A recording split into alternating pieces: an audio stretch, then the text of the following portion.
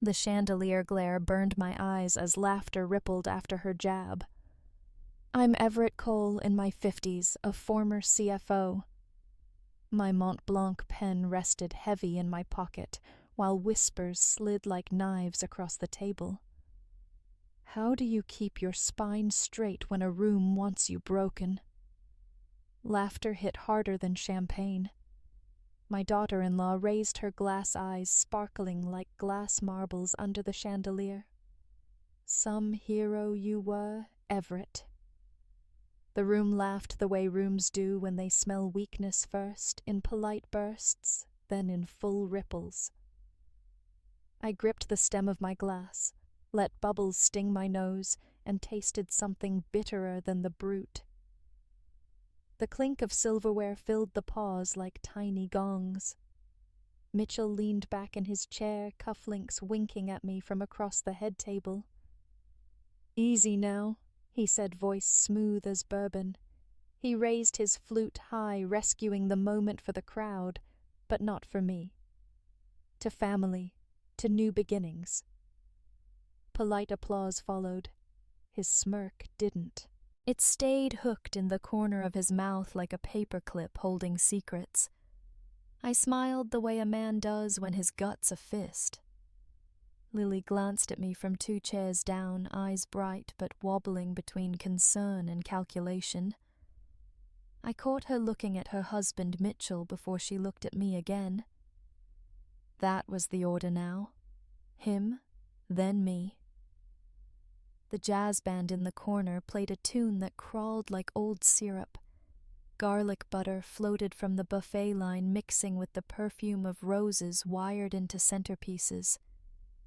Overhead chandeliers burned too hot for the Texas summer, scattering white light like interrogators' lamps. I watched it glaze the polished silver, watched reflections of my own jaw working under a forced grin. Another toast rose softer like a sigh after a brawl. Words, blurred laughter swelled and broke against me, foam white and hissing.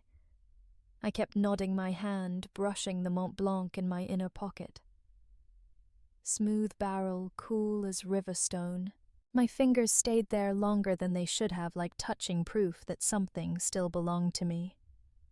Mitchell's voice cut back through the hum. Some men make legacies. Others write excuses. He didn't look at me when he said it, and that was worse. The chuckles came easy for them now, spilling across linen like red wine no one bothers to blot. I lifted my glass again, smiled like I believed him. My throat tasted of tin and old apologies. Then I set the flute down and let it die in a ring of condensation. Chairs scraped. Someone called for pictures. Flash popped white and merciless across the table. I stood not for the camera, but for the door. The carpet gave under my shoes like wet bread. Past the bandstand, past the smell of overcooked pasta and champagne sweat, I walked the corridor lined with mirrors.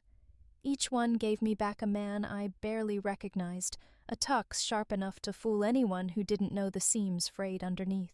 The hum of the ballroom dulled as I reached the elevator bay. Cool air sluiced down the hall, humming like an old AC fighting a losing war with August heat. I pressed the button, stared at my reflection in the chrome, then turned away before it could say anything smug. The hotel room smelled of starch and stale carpet, like someone's half-lived dreams. I shut the door locked. It leaned against the panel until my shoulders quit trembling. Pulled the folder from my bag, the one lined with resignation and years of patience. Slid out the single-sheet company letterhead like a flag at half-mast. The Mont Blanc sat in my palm, heavier than a pistol in a war I never fought. I twisted the cap slow, listening to the click like a verdict snapping shut. Sat on the edge of the bed, spread the paper across my knee. My name stared back from the top, smug and final. The ink bled easy, too easy for a lifetime's wait. Everett Cole, under words that bit, effective immediately. No speeches, no gongs, no fanfare. Just silence. A silence that sounded louder than the ballroom downstairs. I capped the pen and let it rest gleaming under the lamplight like it knew something I didn't. Maybe it did. I stared until my own reflection curved in its barrel, warped but breathing. If they thought this was my last headline, they hadn't read the fine print yet. The headline landed before the hangover CFO exits in strategic shift. The letters glared from my tablet like a cop's flashlight in a rearview mirror. I sipped coffee gone bitter as regret and burned my tongue for the trouble. Morning light sliced through the blinds harsh as cross-examination and laid stripes across the pile of HOA notices stacked like unpaid penance on the counter. I scrolled again, hoping the words had softened overnight. They hadn't. Below the headline, a subtext slithered in italics. Insider sources cite operational misalignment following leadership concerns. Someone had worked hard to make that sound bloodless. Ping. Another notification bled onto the glass, a Slack screenshot. Username blurred, timestamp crisp, 09:12 a.m. Cole was dead weight. Gladboard acted fast. Cleanup begins Monday. Comments tumbled underneath like dirty water finding drains. Heard an internal probe started weeks ago. Mitchell playing chess, man. Ev never saw it coming. The condo hummed with silence, broken only by the wall clock ticking like a nail gun at half tempo. Sweat prickled under my robe despite the AC wheeze. Houston summers didn't care if you'd just lost your job. Neither did the internet. My phone buzzed across the counter screen, flashing Mitchell in white arrogance. I let it ring until its vibration synced with my pulse. Then I picked up. Ev, he said, smooth enough to butter steel. Tough morning, huh? Look, this doesn't have to get messy. Take the settlement, sign the NDA, let the noise roll past. Life's easier when you don't fight gravity. I stared at the blinds, trembling in the heat. Draft felt sweat trickle down my spine like someone drawing exclamation points on my back. You done? I said. Not quite. The bored, I ended the call. Thumb pressed the red icon like a kill switch. The dial tone died, leaving the fridge hum to carry its eulogy. Another ping. This one from a finance blog that used to quote me Cole legacy fracture analyst's question, family control after sudden exit. The words seared behind my eyelids as I closed them. Legacy. They'd turned my life into a headline and a question mark. Rain began tapping the window like someone rehearsing bad news. I crossed the living room carpet gritty under bare feet and opened the drawer of the old oak desk. Bills shifted like paper ghosts. Underneath them a black flash drive winked in the half light. Its surface felt warm though the room was cold ridiculous, but I let my thumb rest on it anyway. I thought of Mitchell's voice velvet over iron telling me to vanish under an NDA. Thought of Lily's eyes last night darting between me and the man who'd just gutted me with a smile. The taste of burnt coffee climbed my throat again, sour as compromise. The flash drive sat there humming without sound like a fuse dreaming of fire. If silence was safety, then I was done being safe. Marcus smelled like cedar and lawsuits. Retirement hadn't dulled his aim. He still shot holes in excuses with the same deadpan precision he once used in court. He sat in a corner booth at Dolly's Diner, where the chrome counters held fingerprints older than some of the truckers nursing pancakes. A jukebox hummed static behind a glass smeared with the ghosts of old hits. I slid into the seat across from him, palms sweating against the napkin I pretended to fold. Outside, the highway droned like a restless animal. Inside, coffee hissed in glass pots, bitter and overcooked 10 years past its prime, like everything else in here except Marcus. He still looked like a man who knew the angles on a shadow.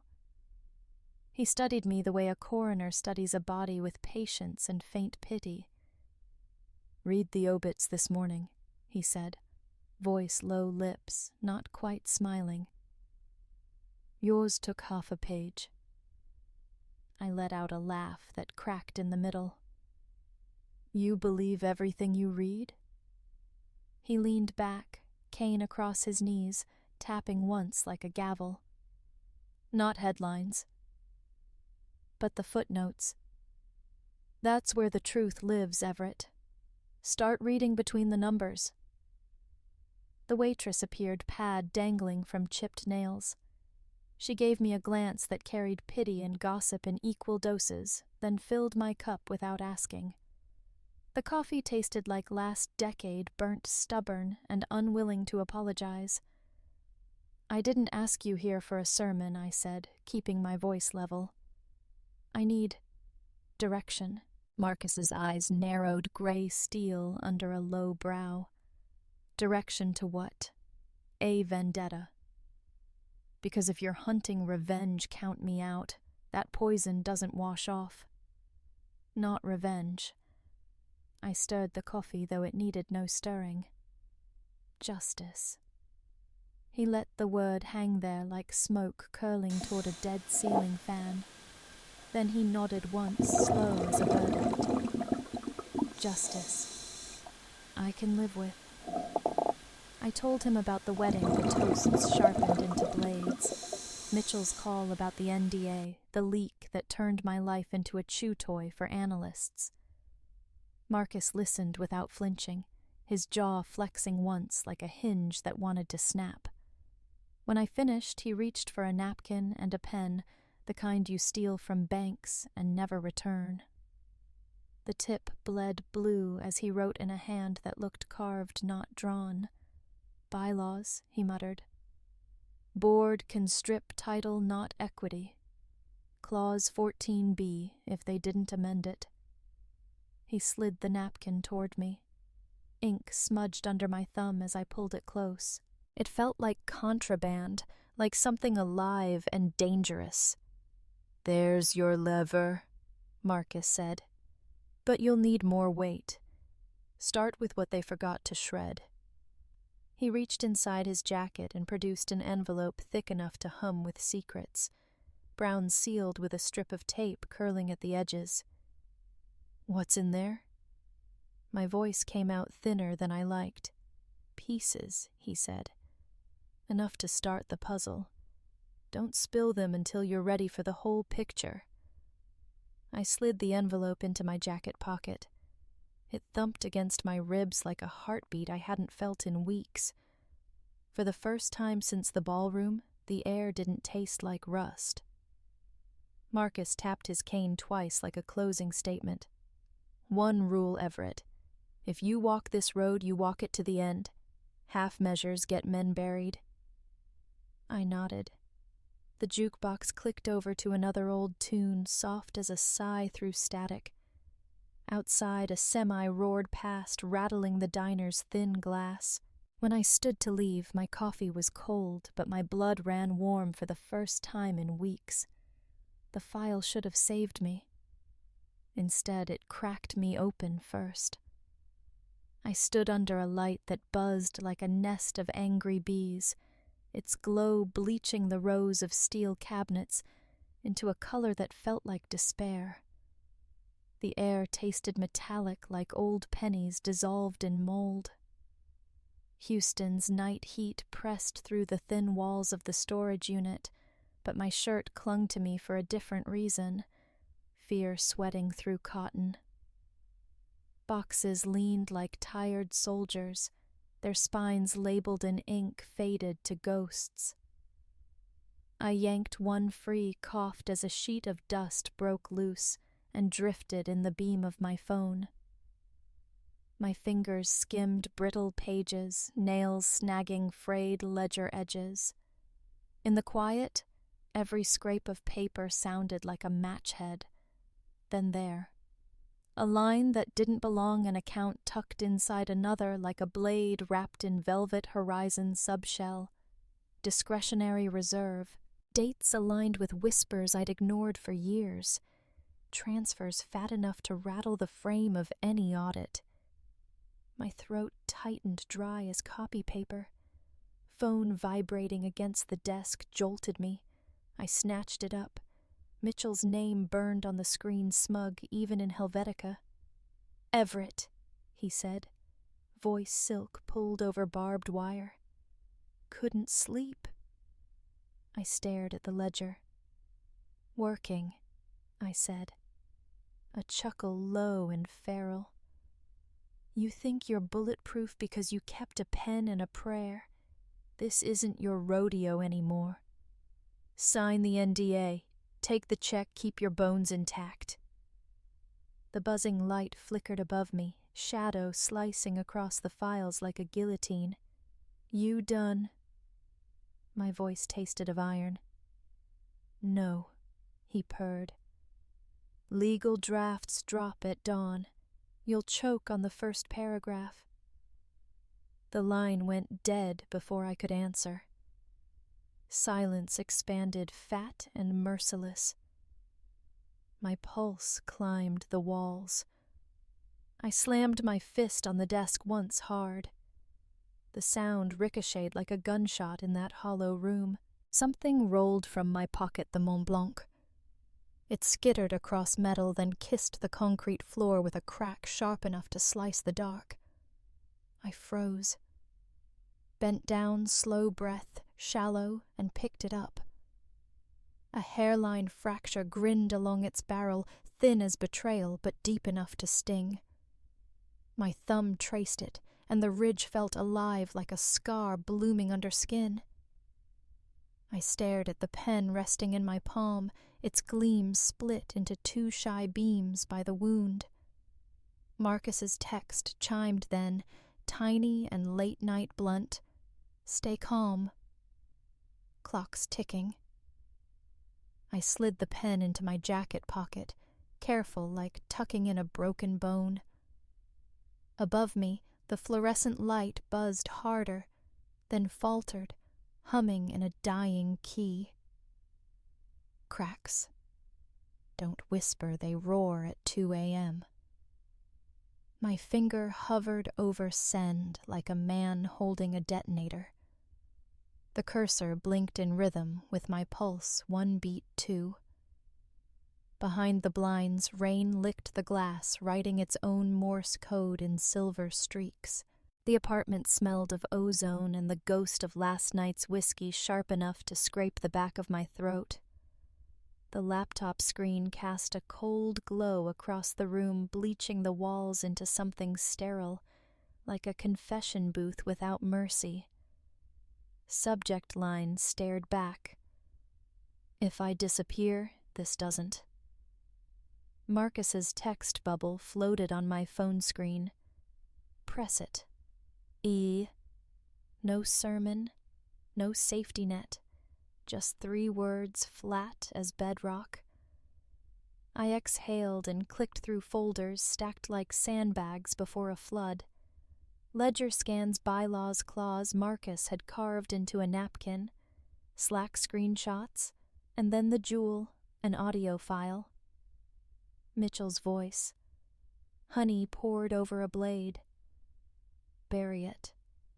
Deep enough, no one crawls back with teeth. Dragging it into the archive folder felt like shoving dynamite under a locked door.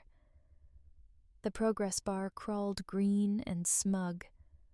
I wiped my palms on my jeans, fingers trembling like tuning forks. A chime split the tension. Video call. Lily's name. For 3 beats, I let it ring, then tapped accept. Her face bloomed across the screen, eyes rimmed with fatigue, voice honed to steel. "Don't quit on us," she said, each syllable cutting the static. "You raised me to fight fair, prove it." I swallowed. Words crowded my throat, elbowing for air, but none made it past my teeth. I just nodded once and killed the feed before she saw the tremor in my jaw. Back to the draft. Hands steady now, or pretending to be.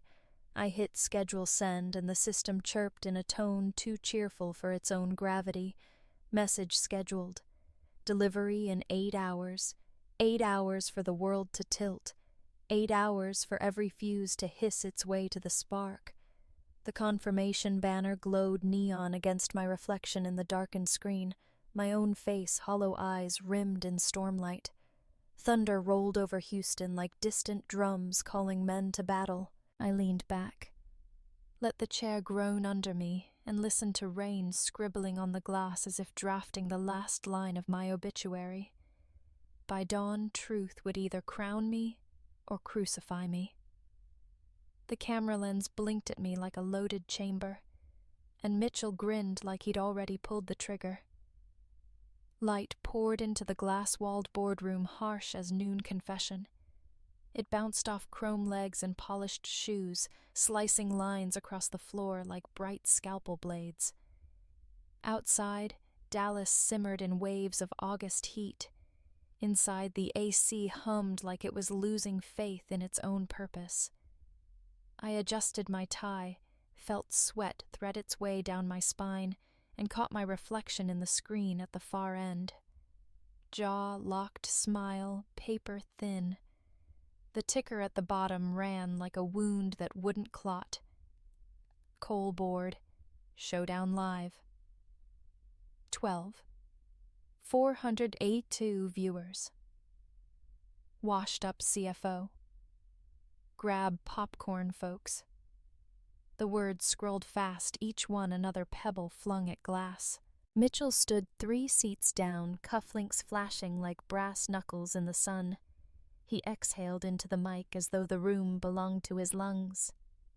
"Ladies and gentlemen," he began, voice tuned for theater. "Today we align for a cleaner future. Dead weight slows the vessel. You know the name, you know the cost." Slides bloomed behind him, charts dressed like truth figures painted in martyrdom red. My face floated on the last slide, grayscale bracketed by words that felt like obituary lines. Operational drift. Fiscal fatigue. I swallowed copper at the back of my throat and leaned toward my mic.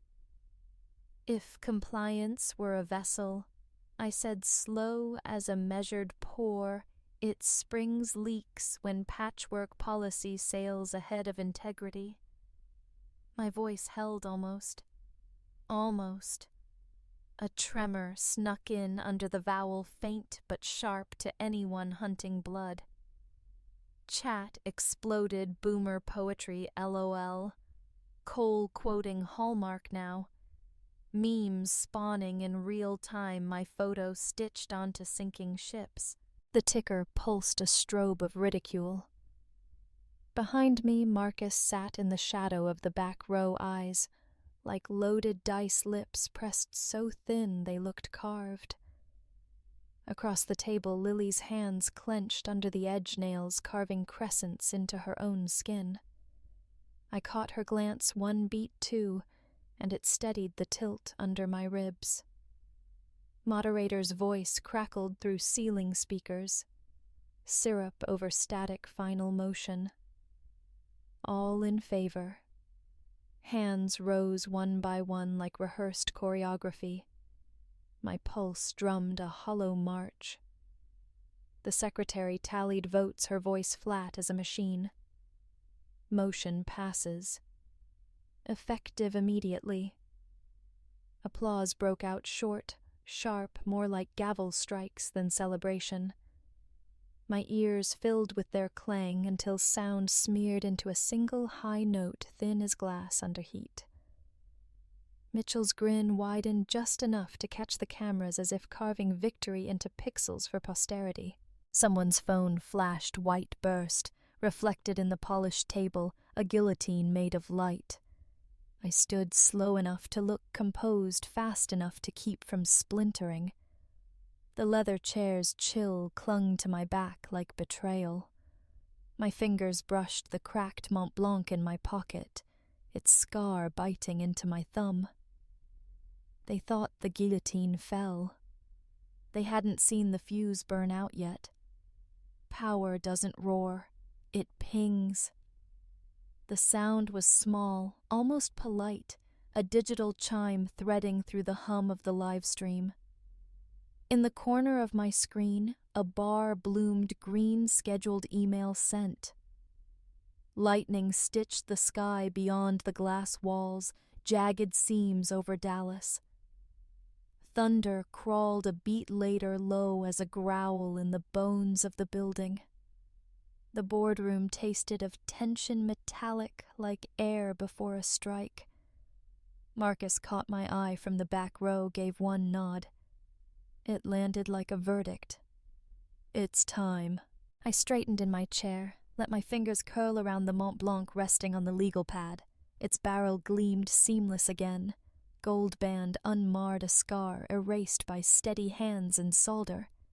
The crack was gone, but memory of it hummed under the lacquer like an old bruise. The chairwoman tapped her gavel wood sharp against glass. We proceed with ping. The next sound split the sentence in half. Then another, then 20 more like sleet hammering a tin roof. Screens glowed along the table. Notifications detonated in sequence: incoming evidence packet. Cole v. Internal fraud inquiry. Projector flickered awake without invitation. First slide ledger scans cascading like falling cards, columns fat with numbers. Mitchell prayed would never breathe air. Then the audio clip uncoiled, filling the sterile air with venom dipped in honey. Bury it. No paper trail. Mitchell's voice. Crisp. Undeniable. The room convulsed in sound. Murmurs swelled into shouts, shoes scraping chairs, biting the floor. Camera shutters spat white fire like a firing squad in reverse. The ticker at the bottom spasmed. Start, cold truth. Start, board gate. Mitchell. Exposed. Comments bloomed like algae under heat. Holy hell. Play that again. Mitchell surged to his feet, face lacquered with sweat. Collar blooming dark petals. This is doctored. Sit down. The chairwoman snapped, her voice honed to a blade. She huddled with counsel in a knot of whispers, then vanished behind frosted glass for a recess that tasted like a year.